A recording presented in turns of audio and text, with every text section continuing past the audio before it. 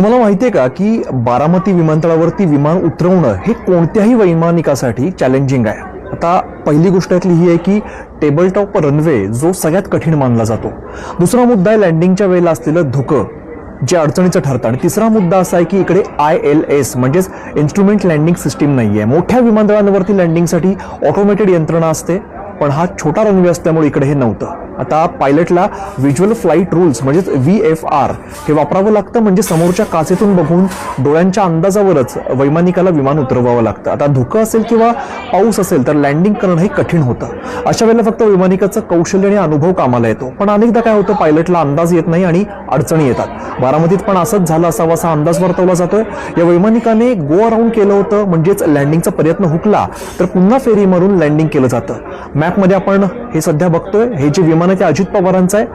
पुन्हा एकदा प्रयत्न करून ते आलं आणि ते कोसळलेलं आहे. आता इथून पुढच्या तपासात ब्लॅक बॉक्स मधून नेमकं काय खुलासे होतात हे पाहणं सुद्धा महत्वाचं असेल.